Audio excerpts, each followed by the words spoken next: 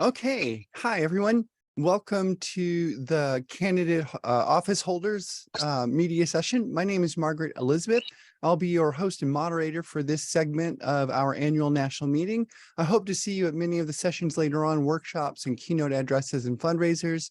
But today, and in this particular time frame, we're going to talk to some office holders who are Greens right now. My own role here in the Green Party, as many of you know, is as one of the national co-chairs. I'm also the co-chair of the National Lavender Green Caucus, and I'm the chair of the Green Party of Washington State. I have had a lot of great interactions with Greens over the years, and I'm really privileged to be in the position that I have, and I'm grateful to have earned the trust of all of you. And I hope that this session is informative for everyone. Just a couple of things before, a couple of ground rules, I guess, before we go over, get going. So if you have a question for the candidate office holders, please put them in the chat if you would like, and then we'll make sure that they are noted and we can ask the ones we find which are compelling. If you're not able to get yours in the chat, you can raise your hand, and if we have time for that afterwards, we'll be able to take some questions just generally right out with like a hand raise kind of thing. So without any further ado, let me begin. So thank you all for my let me ramble a bit. So let me introduce Sam Pfeifle.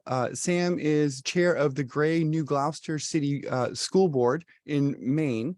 Sam is a writer, editor, and publisher living in Gray, Maine. He currently serves as the chair of the MSAD 15 School Board and was recently the press coordinator for the Lisa for Maine campaign to elect Lisa Savage to the U.S. Senate in 2020 and fronts the world famous Grass Holes. Sam is currently the chair of the New Gloucester School Board and in his third three-year term. Sam, take it away. Well, hi. Thanks everybody for having me. Hopefully everybody can hear me all right. Thank you for the introduction, Margaret Elizabeth. Just to put a little bit extra on the bio, I have been elected to my third three-year term. I've only been the chair. This is my fourth year as the chair, which is we're an 11-person school board. The way things are done here in Maine is you can either be a school district wholly within one town or city, or you can be a conglomeration. We are a consolidated school district, so Gray and New Gloucester are separate towns, and the MSAD 15 Maine School Applied District 15 is an independent political entity. We have about a $30 million budget, $31 million budget this year. Like I said, it's 11 school board members. We have various committees, and it's very much a volunteer role. We each get paid $10 per meeting. Nobody is getting rich as a school board member here in Maine. We have about 2,000 kids, and in terms of how Maine goes, we're about middle of the pack. Out of A, B, C, D classes of schools, we're a Class B school, so we're bigger than most, but still not as big as our cities like Lewiston, Auburn, or Portland, or Bangor. But very, very normal school district, and I love it here. Gray and Gloucester is a wonderful community. We have a really high functioning, excellent school board that I'm proud to be a part of, and we produce great kids and have a good time. So happy to be here and happy to answer any questions you might have. Great. Thank you so much, Sam. I do have a few questions, and I hope you don't mind me leading a few of them off. But Margaret, sorry to interrupt, but Stephen Zollman is here. Yes, thank you, Starlene. Okay. And so, yes, I have those questions, but we do have a few more candidates to go through. So let's go ahead and go to our next office holder, and that is Stephen Zollman. Hi, Stephen. Thanks for joining us tonight. And thanks for joining the whole conference here today. So Stephen is an Army veteran with a master's degree in health law and JD, I'm not sure what that is, and has an MBA and is currently representing youth and domestic violence survivors in Sonoma County. He's a former San Francisco public defender who represented youth and adults in that city for over 12 years. And Stephen recently won his election for the Sebastopol City Council in California. Thanks for being here, Stephen, and tell us more about yourself, please. Take it away. Oh, thank you. Thank you. And I'm just got out of a board meeting, and I'm trying to get online so that I can be seen other than just the static photograph. But thank you very much for having me. And yes, I just was elected with a tremendous amount of support from our local Green Party. And it has been a rewarding experience. One of the appointments from my city was to Sonoma County's Clean Power Agency, and that was the board meeting that I just left. And with the continued support of the local Greens, have been able to make good policy changes, trying to expand clean energy to the most marginalized in our community. And one of the goals for our CEO now, as a result of an annual performance, has been to specifically highlight, and it says in his goals, BIPOC, queers, marginalized people, low income, etc., which to date we've not had that degree of specificity. So I'm looking forward to hearing from other electeds and joining the conversation. So thank you. Excellent. Thank you very much. Appreciate that. I don't think that Mayor Delgado is with us at the moment. Is that correct, Starlene? Okay, I'm going to take that as correct. Okay. Ann here, I don't see him. Yeah. Okay, thank you, Ann. So let me go ahead and start with some questions, and we'll kind of go back and forth and let everyone have a chance to expound on some answers and elaborate on some of your positions. So let me go ahead and start with you, Sam. So could you describe the nature of the district that you're in? What's it? Is it a rural area? Is it urban? Is it a kind of a mixed space? It's very much a rural area. I have a sheep farmer right there behind my house. It's a large district. It takes a good, one of our challenges is busing, right? It takes 45 minutes to get from one side of the district to the other, to our centralized campus for the middle school and high school sometimes. And it's definitely one of our challenges is managing the growth that's coming out of Portland, our biggest city. So we've started to become a bedroom community of the city of Portland in the last 10 or 15 years. And those people have somewhat different expectations for, what the school district is going to look like. And we have on one hand, very, I would call them traditional population that we have a lot of homeschoolers. We have a lot of people who just 20 years ago, we didn't have a football team because they didn't think it was worth spending the money. So, it's in our, recent discussion on a bond package that we're looking to go forward, I had the full spectrum of people who don't believe in borrowing and don't think we should be taking on any debt ever, to some kind of families that have come from different parts of the world that are looking for $50 and $75 million investments and having all the nice things that everybody has wherever they happen to have had schools. So we're very much a district that's kind of a microcosm of all the changes that we see in any municipality. You have traditionalists that want to keep things the way that they loved it back in 1935 when they graduated from Gloucester High School. And then you have, we just had to invest in a new English language learners teacher because we had 25 people move here from Angola. So, that's a big culture shock for a lot of people here in Greater Gloucester. And, we have to do a great job of, helping people understand what it means to be a welcoming community and, to, live our mission to prepare kids for the next step, regardless of how they come to us. Very good. Thank you so much. That was a very comprehensive answer. And I think probably one of those challenges people don't think about too much is rural community schools having to suddenly do English as a second language when they haven't really done it before. And it's really important to make sure everyone gets a fair shake. Thank you very much. Stephen, could you describe your district for us? I've never been to that part of California, as it turns out. Yes, happy to do so. We are an hour northwest of San Francisco. So we are the only municipality west of the 101. Some people might be familiar with the 101. It leads through San Francisco and goes all the way up, more or less close to the coast. And we are about a 15-minute drive from the 101 west and about 12 miles from the ocean.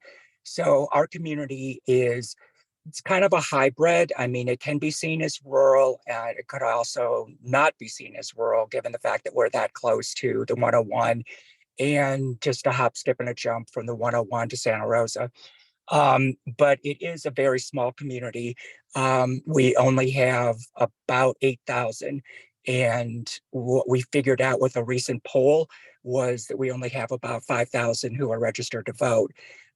We lean more towards the Democratic Party. However, there is a strong showing of towards independent and also to the Greens. And historically on our city council, there was a majority Green led council. And so we're trying to build that back up and make sure that all interests are aligned, but make sure that we are always kind of reminding people that we are part of the Bay Area.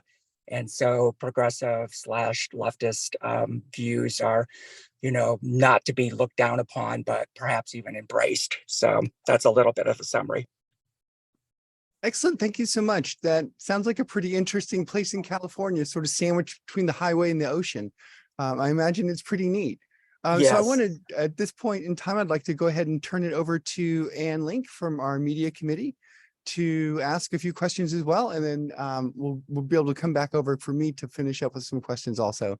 Ann, you want to take it away, please? Sure.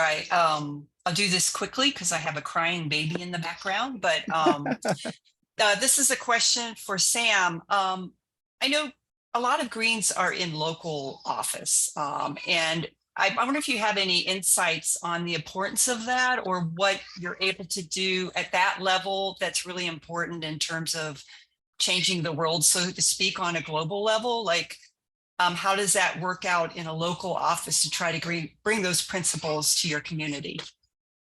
Yeah, that's a great question. Something I think about a lot. And I've kind of seen the whole spectrum, working with Lisa Savage on the US Senate campaign. I was in those debates where, we've got Susan Collins and Sarah Gideon and Lisa Savage talking about, foreign policy and military campaigns and billions of dollars, all that sort of thing. And sometimes it did feel detached from reality for me, because at the same time, I was an elected office holder. And the conversations that I have on a daily basis that are very important to people seemed really disconnected from those topics, right? And I feel like at the local level, I'm able to accomplish real progress instead of engaging in a lot of rhetoric that ultimately no change gets made. And that's even Susan Collins, right? She's one of the most 150 most powerful people in the United States. She's rarely able to get anything across the line because she's working on these, massive projects or whatever. And so she's celebrating, hey, we got $1 million for the local fire station. Like, okay, what I was able to do, just because I made it a priority, and I saw somebody ask a question about, what has being in the Green Party helped me? I've been talking about sustainable energy policy since 1996 when I joined the Green Party. And, I was there with Peter Clavell when he was the mayor of Burlington, talking about, how can we make Burlington a more sustainable city? So I have, all the arguments all set. I can make the case to my fellow board members. And, 3 years ago, I said, my first job as chair, I want us to be 100% sustainable as a district. And we were able to, find the right power purchase agreement and buy into, a solar project. And we're not all the way there, but we're at 87% sustainable, which is a huge jump forward for us. Things like, working on our gender policy, right? That's something that, we've been talking in Green Party circles for, decades. And so for me, it wasn't something I needed to go get educated on. I had the vocabulary. I could talk about why it's important for us to follow the law, why it's important for us to get out ahead of some of these topics before they become hot button issues. And I think the school board really appreciated that leadership. That wasn't something they were familiar with. A lot of these people would say, Sam, I don't know anything about, these gender issues. I just don't even know how to talk about it intelligently. And I was able to point them to resources and, kind of help them get up to speed on just how to consider the topic intelligently. And I think the other thing I think the Green Party has really helped me with is understanding the importance of process, right? Like, how do we make these decisions? Who are the stakeholders that need to be involved? How do we make sure that the answer that we get to is a result of a process and not a result of, somebody just being a better arguer? I really feel being on the school board for me is incredibly fulfilling, because I think we do make real progress for real people on a regular basis. And I sometimes worry there's just way too much focus on national issues where the average person just doesn't have any opportunity to make much difference.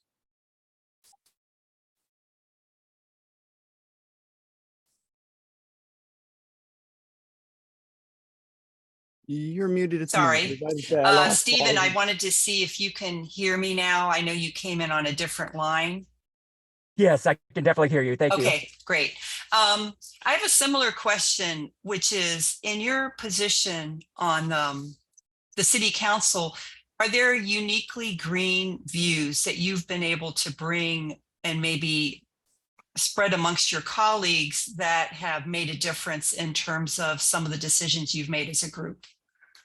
Yeah, I definitely, I think one of the major ones is our ongoing commitment as the national party towards recognizing all forms of diversity. And it was just Tuesday night's council meeting when we were reviewing job descriptions for significant department head, our fire. And it was brought up the fact that we don't have a normal description of basically welcoming all forms of diversity and spelling out each form of that diversity. So now, as a result of that discussion, we were able to incorporate that into all of the job descriptions that the city is going to be putting out. And as far as the green initiative and things to better our planet, I would stick to the story that I was just telling when I was introducing myself, that on Sonoma County Clean Power, it is our alternative to PG&E out here in California. And for those that are aware of what's been happening in California, the wildfire situation and climate change has become pretty catastrophic each dry season. And to basically have an input into the policy for this particular independent agency is vital, not just to bring our own local perspective to this agency, but also to make sure that our leaders are adequately representing all of our voices, whether you're queer, whether you're BIPOC, whether you're military, low income, those with mental health challenges, et cetera, it doesn't matter. Every voice needs to be solicited and incorporated into ongoing policymaking. So thank you. So I see a hand up from Michael Pan, so I'm going to ask you to unmute. Anne, Yeah. one of our registered reporters is here, Natalie. Okay, great. Michael, we're going to hold off on you. Sometimes the reporters they've got a tight schedule, so we want to make sure and see if Natalie has any questions.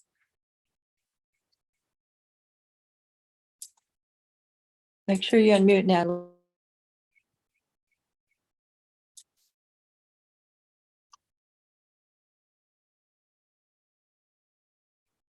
Hello? Yes, we hear you. Yep, that works. Oh, goodness gracious. I'm trying to figure this all out. I'm just listening right now and just trying to get my bearings, so I'm not really ready with questions. If I could just keep listening for a bit, I would appreciate that. Sure. So we'll go with Michael Pan.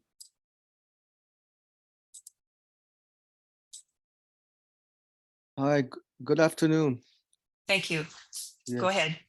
I just have I have a question. Yeah, so on the Greens, regarding the social justice, and I see the platform regarding, especially regarding the Black agenda reparations, because on the platform it said we shall study HR 40, or create a commission of reparations. And I sit there thinking that, why do we need a commission on reparations when we have the data that's available? How much Black Americans, the sense of slavery, are owed in terms of cash pay reparations? Because otherwise, commission at the local level, state, federal, is just going to stall progress for Black people, for Black American descendants of slavery, trying to progress society and build intergenerational wealth. And I think the I think that doing a commission on reparations is not necessary. Oh, We thank know, God. we know what the studies say. We just got to is act upon it.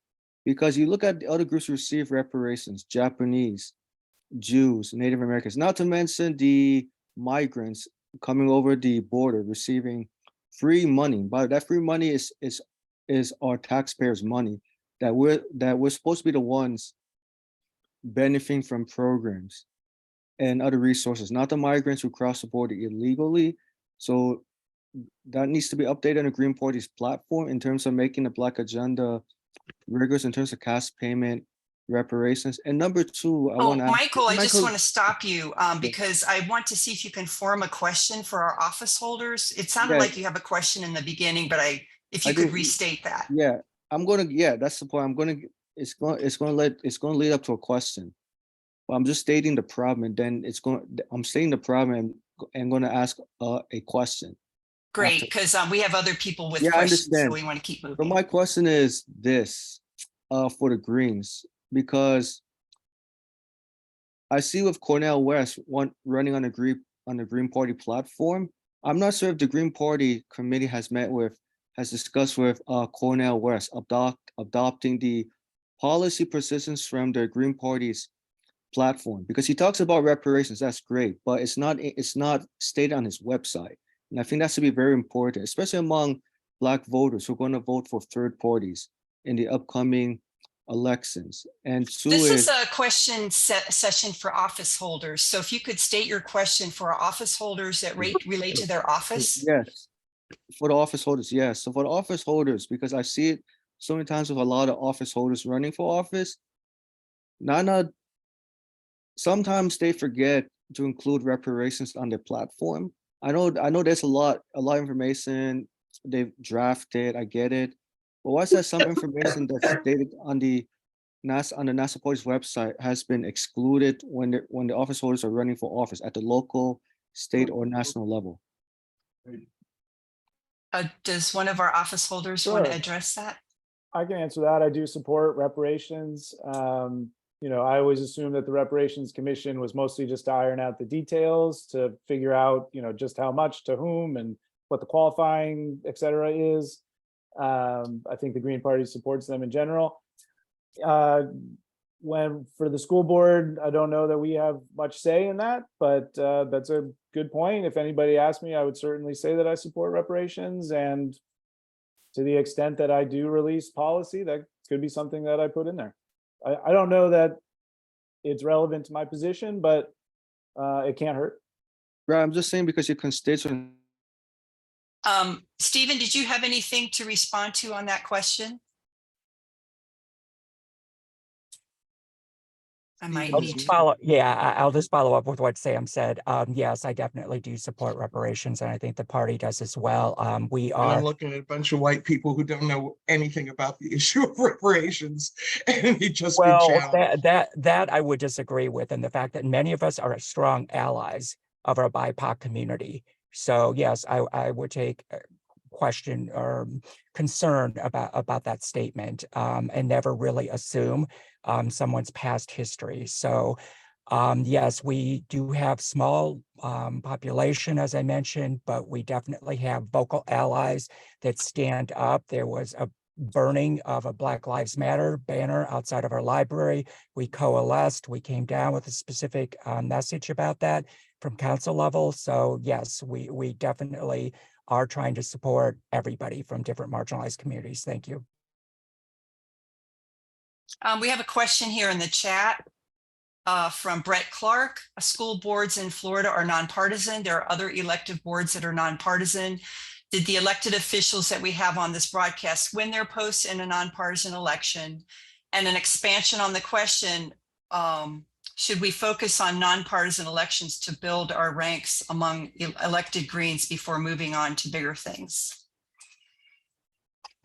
I'm happy to answer that. Ours is a nonpartisan election, although the local Democrats and Republicans do organize to generate candidates. They definitely organize signature campaigns. They definitely organize fundraising. I am I've never had to fundraise, or luckily, because my elections, only one of my 3 elections, did I have an opponent. I just ran for an office and was the only one on 2 of those occasions. The first time I put up a sign in my yard, and I have a high traffic road, and I don't know if that helped or not, but I think it's about building trust in the community. I think the reason that people place trust in me is because I spent 10 years on the Little League board managing the website, and I coached a lot of kids on the t-ball team, and I coached a lot of kids in soccer. And anytime there was a field cleanup, I was there to help out with it. And I played guitar in my kids' elementary school room, and I taught a class on bluegrass in middle school. And I really like being involved in my community and trying to make it a better place, and providing what skills I'm able to provide to the town. But I'm also not shy about my Green Party membership. I speak about being a Green. I talk about the 10 core values because I believe in them. And I think, Green Party issues, I saw one question about whether they resonate in rural places. If you can meet people where they are and have honest discussions with them without using buzzwords and and assuming good intentions, people are open to the solutions that we're offering, right? People are scared of crazy weather. Here in Maine, we've had 5 or 6 flash flood warnings this summer. That's not something we've ever had.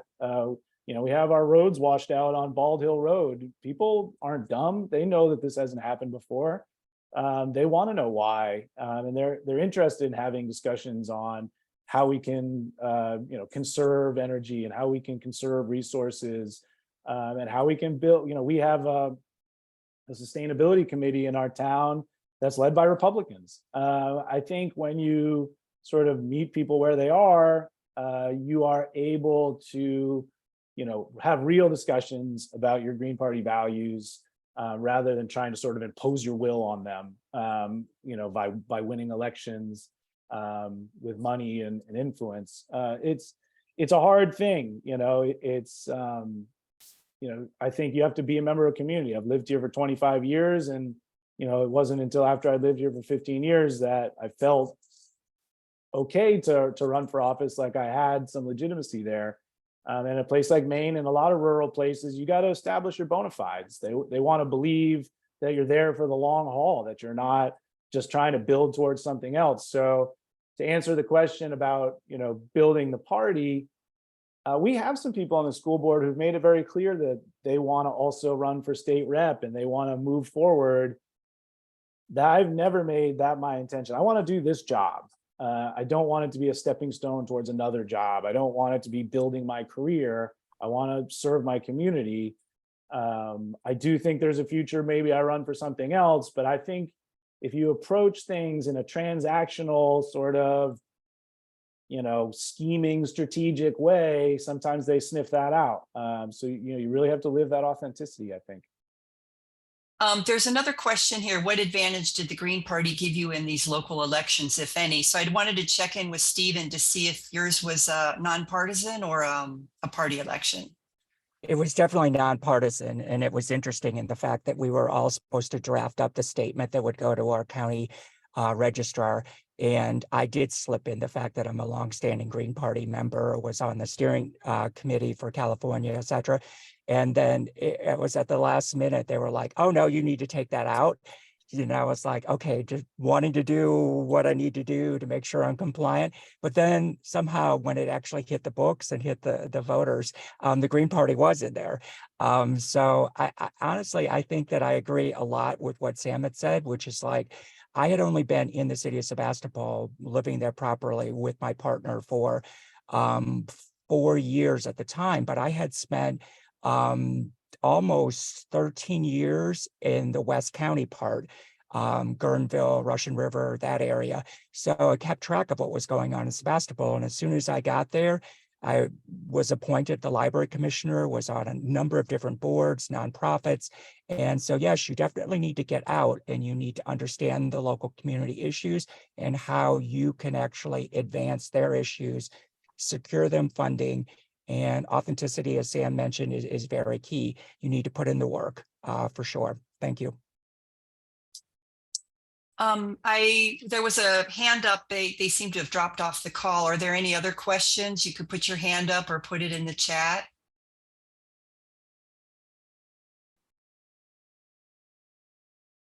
If there's no Oh, else, I'm sorry. There's a question from Natalie. Excuse me. The question is, most mainstreamers would be surprised to know that Greens are winning local races and serving their municipalities. I'm sorry, I lost my place. Well and proudly. How do the office holders in concert with the party spread the word about the work Greens are doing and could be doing for the nation as a whole?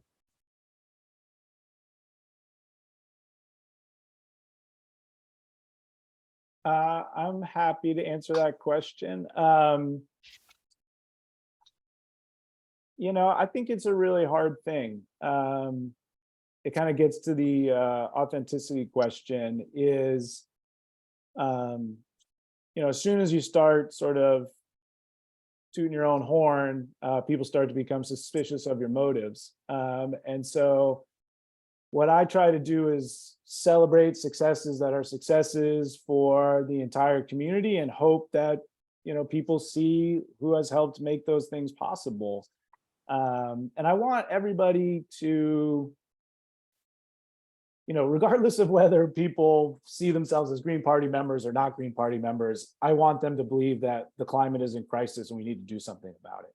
Whether they see themselves as a Green Party member or not, I want them to believe in the tenets of equality and equity and making sure that everybody has a fair shake. I want people to, you know, be tolerant of others. I want people to be acceptably and welcoming. I don't necessarily need them to have a Green Party stamp on them, right? So, you know, I see my job as living my Green Party values and trying to make them look really attractive, right? Look, and I kind of try to figure out, how do I know if that's working?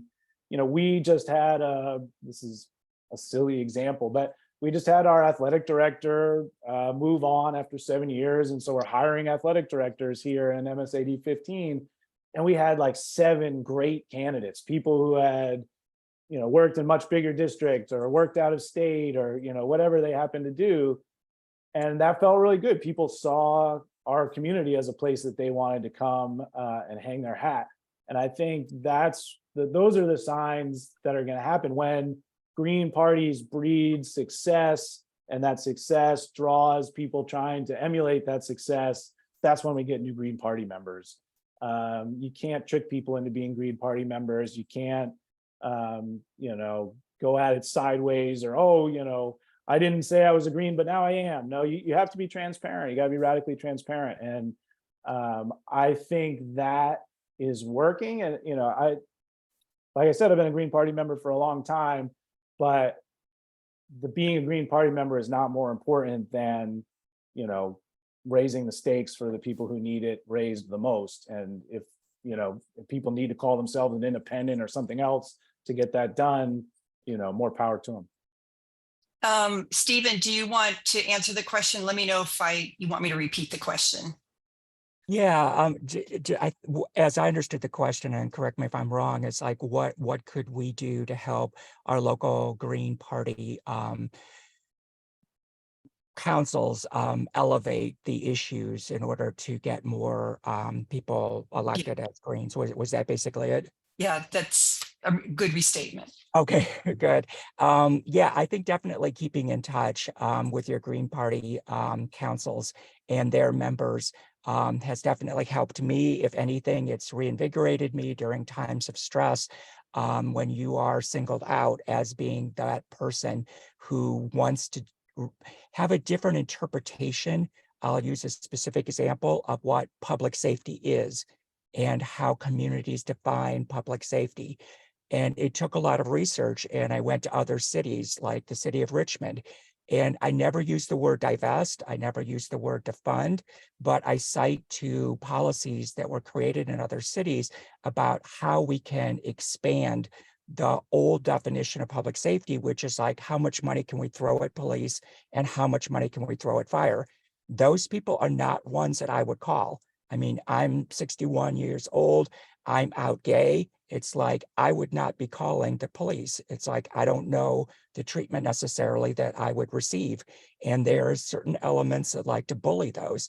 So when you need people to support you and say, yes, you're on the right track, it is your fellow Green Party council members. Also, I would say the fact that I'm very proud of our Green Party Council and the fact that we actually put work into what it means to do intersectional work. So we, as I mentioned, we don't have a lot of diversity up here in the county, but we just don't sit on that and go, oh, poor is us. We don't have a lot of Black people. We don't have a lot of Asian people. We actually become members and participate. I'm on the steering committee for educational steering committee for NAACP.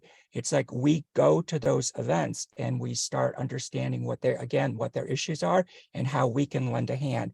The intersectional coalition building is vital because unless everybody who's been historically marginalized works together, we will probably never get anywhere. So thank you. Thanks. Carrie Campbell, I'm going to ask you to unmute. I'm sorry, I lost you for a minute, and but please go ahead and say your question. Yes, I'm also a local candidate for Fairfax County Board of Supervisors here in Virginia. And my question is, an issue that we see is about parking and the high cost of parking. If you read Professor Donald Soup's book, it's called The High Cost of Free Parking. And that's a big issue here in Fairfax County, where we have 3 independent or Greens running as independents this year. One of whom I want to mention is Corfolia, the first Filipino American woman to be a candidate for Fairfax County Board of Supervisors. So this parking reimagined, in other words, cutting parking minimums to maximum and using that space for green spaces and to use the cost savings to build affordable housing, it's kind of been a big issue for us in Fairfax County, population 1,100,000. So I'm just curious if you're seeing that issue where you're in office. Thank you so much. It's a lovely conversation. Thank you. I love that question because it's exactly the type of thing that we talk about all the time. School districts have a huge budget for asphalt because we have a ton of parking lots. And when parents want to come and watch their second grader do the winter concert, they get really mad when they don't have any place to park. And so we talk a lot about, how can we sort of arrange our campuses in a sustainable way so that we can provide great experiences to parents who want to support their kids without pouring hundreds of thousands of dollars into asphalt, which we know is bad for a lot of reasons. And what we try to do is, one of our sort of, we went through, this is one of the things that I did when I came into office, is we went through a sort of visioning exercise for our district. What are the 7 values that we wanted to really focus on over the next 5 years as part of our strategic planning? And one of those was flexibility. And so we didn't want to ever find ourselves stuck in a box, right? We wanted to be able to pivot quickly, right? The pandemic taught us that everything you know about education is wrong. You don't know what might happen tomorrow. And so one of the things that we've really emphasized when people come and ask about parking is, well, that really puts us in a box, right? Like, what else can we do with that land if we're going to pave it over, right? Then all of a sudden, it's great when the winter concert is happening, but then the rest of the time it's just acting as a heat sink, making our kids hotter, making so they have a harder time breathing because more carbon dioxide gets into their schoolrooms and, et cetera, et cetera. What are some other ways that we can do parking, right? And so one of the things that we've done is, hey, let's have this be gravel. Let's have this be something where, we can reliably have a soccer practice on that. But we all, where are we going to locate our septic systems, right? Hey, if we're going to have parking, let's put our septic underneath it so that we don't have to worry about, going over, we are protecting our septic system so somebody with a backhoe doesn't hit it by mistake. So what we try to emphasize, and if you have those like values that you believe in as a community, and you can point to them, it helps you win arguments, right? We said, hey, we value flexibility. This isn't flexible. How do we make it more flexible? And I think, like I talk about our mission is preparing kids for the next step. When someone comes to me with an idea for spending money, I say, how does this prepare kids for the next step? If they have a great answer, boom, it starts moving down the line. If they can't articulate that, it's a non-starter. So, you really have to emphasize what your community believes in. And if you can grab some of those Green Party values into what your community believes in, then you're doing some hot stuff, I think. Stephen, do you want to add something to that? Yeah, on the parking issue, it's interesting. It seems like parking is an issue for almost every elected. In our city, it's definitely an issue. We're the only city that I'm aware of that has two major main highways going and intersecting in the middle of our city. So parking is a hot topic. What I try to do is steer away from parking. Our city planner is awesome. She's following a lot of the principles from our Climate Protection Agency and from Sonoma County Clean Power, which is like, why do you need to have a car anyway? If you don't have a car for environmental reasons, then you don't need a parking spot. So we're all about trying to develop, if there's developers are coming in our community, trying to do, what they consider to be affordable housing. We're all like, put it in a high density area, our downtown area that's connected with mass transit. Get people out of their cars. If more people weren't driving and using mass transit and using bicycles, which we strongly encourage in our community, then you don't need a parking spot or you don't need a parking lot. So there you go. Thank you. Question from Patrick Dillon. What progress have you seen on the grassroots level for UBI? I'm assuming that means universal basic income. What conversations are working best with voters to get people from no or unsure to supporting UBI? So I actually think this is very similar to our school lunch discussion that we've had in schools a lot. So, that's kind of where I come at it. And people often, they got raised in capitalism, right? It's pretty hard to unwrap capitalism from most people's brains. You got to really work at it, right? And so they've been taught you got to work for everything. It's a competition, right? If I have something, it means somebody else doesn't have something. So part of it is just fostering that, sort of rising tide lifts all boats kind of conversation, which is, just because we're giving something to another person doesn't mean we're taking it from you, right? Like that's a philosophical thing that we work on a lot. But also just the reality on the ground, I think is really important. So we had a $20,000 lunch debt, right? Which obviously is a moral atrocity. But when we went and examined who the lunch debt was, it's really not kids without means. It's mostly, parents who are overwhelmed and our system got too complicated and they couldn't upload the money into the card and their kid just kept taking the potato chips. And, it cost us more money to get that $20,000 than the $20,000. So, we just started saying, if we don't have to employ people to send letters asking for $20,000, we really don't have to worry about this situation. We just put $20,000 more into our budget and stopped worrying about it. And it's been fine. There's no difference. People don't steal, it's fine. But it was a conversation we had to have as a board, and it got right back to our values, which is, does it help kids prepare to the next step to employ a person to send letters of debt collection? No, that's a disaster.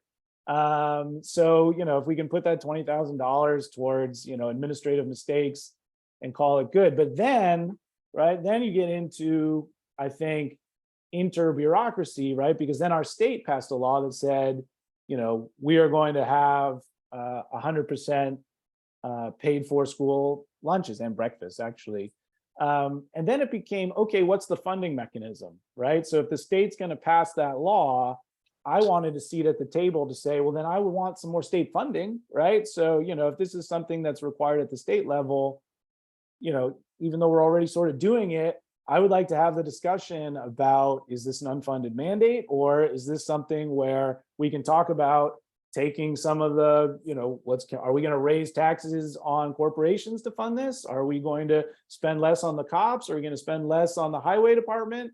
Or, what are we going to do? And so then when you get to something like UBI, it's a priorities thing. Hey, we just launched a $2 billion destroyer at Bath Iron Works in Maine. How much UBI could we have got for $2 billion worth of destroyer? That's a quarter of our state budget over 2 years. So getting people to talk about where the money is coming from and getting them to think about the community benefits is really the best advice I can give. But it's hard. People are so capitalism, they get free lunch, like hurts their feelings. I don't know. You have to get past that somehow. Stephen, do you want to follow up on the UBI question? Yeah, definitely. And I really appreciate Sam bringing up the free lunch thing, because the analogy for our county with our library system that I served as a library commissioner on, and still very active in supporting our own local branch in Sebastopol, was overdue book fines, right? And we had all this discussion about administrative fees and how much it would cost for collecting. And then similarly, we studied the data and who was actually the biggest offenders. It was people who were monolingual, that didn't understand the system, didn't understand where to, upload their payment, or they were most marginalized. And I'm really proud of Sebastopol and the fact that we do really try, for the most part, to lift the tide for all boats to be lifted. We recognize the fact that we definitely need a strong, supportive safety net for all of our citizens and those that come through, to have a prospering business climate in our city.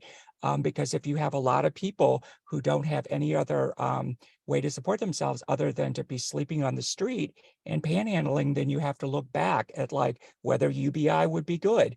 In our community, we did go through a spell where we had a lot of unsheltered, and sort of the more conservative element of the council, this was before me, decided we needed to impose sort of a very draconian parking ordinance, where basically if you were in an RV vehicle or could have multiple sleeping inhabitants, that you could not actually do business at all during business hours in downtown Sebastopol. Well, not surprising, the ACLU is suing us. So now we're in the process of trying to unravel all of that. But the bottom line is, it's just it helps everybody, businesses, nonprofits, everything, if you do have some level of social service agency support. And that's kind of where we're at. We're definitely not at the full discussion of talking about UBI for sure in our community, but thank you. So Margaret Elizabeth, that's basically it on the questions. I didn't know if you wanted to follow up, and we have 10 minutes left. Yeah, thank you very much, Anne. I really do appreciate it. I've got a couple questions I'd like to just ask. But before I get into that, I want to let you know, if you hear anything, it's because the Blue Angels are practicing outside. It can get very loud very quickly, so I'll quickly mute if it gets too bad. I want to ask two things. Since you're both currently already in office, and I'll ask both of you, Sam, we'll start with you, and then we'll go to Stephen. So I guess these are sort of related. What was the unique challenge that your constituents faced, which you addressed? I.e., why did you get elected as opposed to someone else? And I know in one of your races you were unopposed, so that helps. But when you, hold on, oh my gosh, hold on, I apologize. I don't know if you can hear that. Okay, We can't even hear it. It's fine. okay, good, great. So what were the unique challenges that your constituents faced? And then what do you think was the one strategy that you used that was the best one? Was it having signs in your yard? Was it getting mailers mailed out, or door knocking, or phone banking? Sort of what was your go-to strategy there? And Sam, those are great questions. Yeah, like I said, our races were not that competitive, but I think what it says is the challenge that our community had was people willing to step up and do the work, right? So we need candidates and we're not the only rural district that needs candidates. When you hear about these sort of really tragic school board, takeovers by, people who clearly don't have the children at their forefront, often they didn't have much competition. And when they did have competition, they lost a lot of the times. But, especially here in Maine, we have, just this most recent election, we had a seat go unopposed. And so the town council got to appoint someone to that position. So I would say, the need that I filled is I was willing to do the work, and people knew I was genuine in doing that work. And I think when they saw my name on the ballot the second time after I won the first one, they said, okay, he's got it handled. And I think that was a really big compliment. And when I get, I don't campaign to be chair of this board. I told them I didn't want to be the chair of the board this year. It's a lot of work. And they feel that my skills are best suited to the position. I'm really good at running a meeting, for example, which makes a big deal. So, what I would say, I think the most effective strategy is producing great results for people that they want more of, right? When I ran the T-ball league, all the games happened. They got an email that told them where their kid was supposed to play. We notified them when there was going to be a rain out with plenty of time to change their plans. And they saw my name on those emails and they trusted me. And, you go down the line, especially in a rural community where they get fed so much crap from so many different places telling them that they're going to solve all their problems. And then lo and behold, they have the same problems that their parents had and their grandparents had all the way down the line. If you can produce tangible, good results for people, they come back and they ask you for help again. So, it sounds, a little bit simplistic, but produce good results and good things happen. Thank you very much, Sam. Oh my gosh. I hold my hand up to the sound of the jets. Stephen, to the same questions to you, please. Yes, and I probably should have started this out. This was a very contested race that I ran in, and there was a huge amount at stake. We only have a 5 council member, and of the 5, 3 decided they didn't want to do it anymore. And they had been in those offices. One was there for 18 years. So there was a lot of fear that the 3 that were running together as a block were going to be very conservative. Their prime message was back to basics. And the way they described it, it was sort of like something from a 1950s movie. And what they really meant was, we're going to give all of our money to police and fire. And that's all the social service type stuff we're going to do. And so my whole strategy, again, was very much based on coalition and relying on my Green Party council members, which was to basically answer the bigger questions, which are, okay, so we have a lot of unsheltered. It's like, what can we do together in order to alleviate that, try to tap into services for them, help them get their driver's licenses so that they can move on to wherever they wanted to go. And that resonated. That general message was more received than let's go back to basics. For those of us that are older, I mean, that really was 1950s policy that they were referring to, which is like, let's just try to control the masses by force. And as far as the effective strategy, we were green and we had no money. I had no money and everyone else was spending money and had fancy street signs and stuff. I'm going to call out Woody Hastings and June Brashears. They were like, we don't need all that fancy commercial signs. We literally used old political signs from other past people and we recycled them and we recycled paint. And we literally had homemade signs. And undoubtedly, that's what people loved, where they're like, that's a creative person. It's like, he stands out. So let me give a moment to review what he's all about. So there you go. It also lives your values, like if we're going to be conservative with our resources, we should be conservative with our resources. If you're buying plastic signs and putting them up all over town, it's really hard to say you're living your values. That's very true. Absolutely. It's like, for all those that are running, just borrow signs from somebody else, paint over them with recycled paint, and people will be like, hey, that's really cool. It's just like, so yeah, that's my biggest takeaway. That's a great idea. And I think that is really staying true to your green values, recycle and reuse, right? So we're basically at the end of our session here today, everybody. So I appreciate everyone who's shown up today. I appreciate the accredited media who's been here today. I'd like to hope that hearing the conversation we've had with our elected office holders may have inspired some of you here today to run for office as well. You can run at any point in the system, from the lowest level all the way to the highest, run for POTUS if you want to. But remember, all of the politics are local, right? We really do work at the grassroots level, and all of the things we try to do for ourselves as a party are about making the lives better for every one of us down at the bottom of society, and going up from there. So I really think that we've had a very great time today. I want to thank our candidate holders, Stephen Zollman, council member in Sebastopol, California, and Sam Pfeifle, school board member in Gloucester, Maine. And I really appreciate y'all being here today, spending your time being here today as candidates. I know you can be really busy. Stephen, I know you were even in a board meeting right before this very session. So thank you for making it here with us, spending your time with us.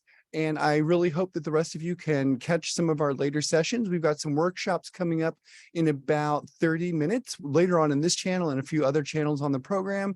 And this evening, we'll be screening the film Ithaca, which is about Julian Assange. And that should be a great event as well. And hopefully you can join us for that. So I think with that, I'm going to go ahead and wrap it all up and put a bow on it. And I'll see you all in the next bit of the sessions. Thank you all for being here, everyone. Cheers.